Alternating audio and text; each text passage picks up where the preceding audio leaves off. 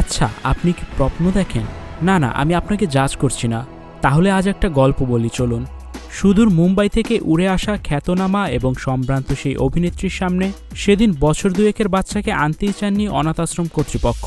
কেননা বিগত ২ বছরে অনাথ আশ্রমে দত্তক নিতে আসা পরিবারের মধ্যে প্রায় ১২টি দম্পতি ওই বাচ্চাকে দত্তক নিতে রাজি হননি।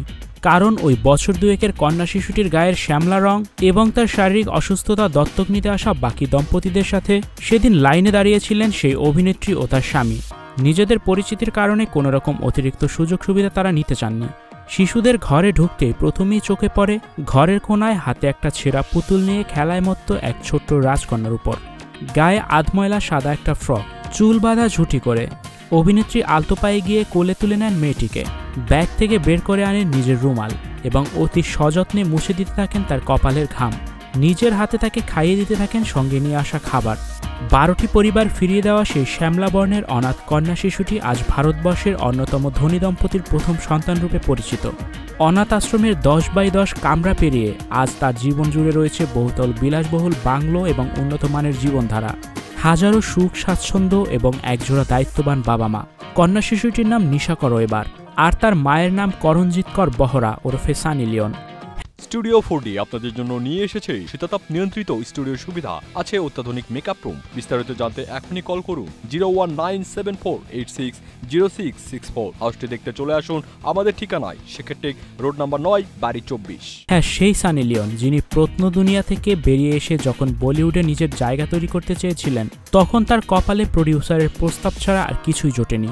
আসলে প্রত্ন কিনা তাই খুব সহজলভ্য, এমনটাই ভাবনা ছিল অধিকাংশ লোকেদের। কিন্তু এই জাতীয় সমস্ত প্রস্তাবকে দূরে ঠেলে দিয়ে ক্রমাগত লড়াই করে আজ তিনি বলিউডের সুপ্রতিষ্ঠিত অভিনেত্রীদের জায়গা করে নিয়েছেন। অথচ আজও সমাজের বেশ কিছু মানুষের কাছে তার পূর্বতন পেশার কারণে তিনি হাসি এবং অসম্মানের খোরাক। কিন্তু সেই সানি লিওন নিজের আয়ের প্রায় ২০% ব্যয় করে দেন বহু অনাথ আশ্রমে। আর ক্যান্সার হসপিটালের জন্য মুম্বাইয়ের বহু পথ শিশু তাকে মা বলে ডাকে। বহু অসহায় বৃদ্ধ বৃদ্ধার দুবেলা পেটের খোরাক যোগান তিনি। জীবনের বিভিন্ন সময়ে শিকার হওয়া প্রায় ৩০০-এরও বেশি মেয়ের পড়াশোনার সামগ্রিক খরচা চালানোর পাশাপাশি মুম্বাইয়ের বিভিন্ন হসপিটালের প্রায় ৫০টিরও বেশি ক্যান্সার বেডের গোটা বছরের সমস্ত খরচ বহন করেন তিনি। আজকের পুরুষতান্ত্রিক সমাজে সানি লিওন হলেন সেই মহিলা যিনি আজ অবধি নিজের জীবনের প্রত্যেকটা সিদ্ধান্ত নিজেই নিয়েছেন, তা সে ক্যারিয়ার সম্পর্কিত হোক কিংবা ভবিষ্যৎ। আজ তার সানি লিওনকে ছাড়িয়ে গেছে স্ত্রী, মা, একজন প্রতিষ্ঠিতা নারী করণজিৎ কর বহরা, যিনি বারংবার নিজের কাজের মাধ্যমে প্রমাণ করে দিয়েছেন শিরদাঁড়া সোজা রেখে লড়াই করলেই যে কোনো অসম্মান, অপমান, সমস্যাকে ছাপিয়ে যাওয়া যায়। ভালো থাকুন Sunny. Icon Focus 24 TV, powered by 4D Fourth Dimension। আমাদের চ্যানেলটি সাবস্ক্রাইব করে আমাদের সাথে থাকুন।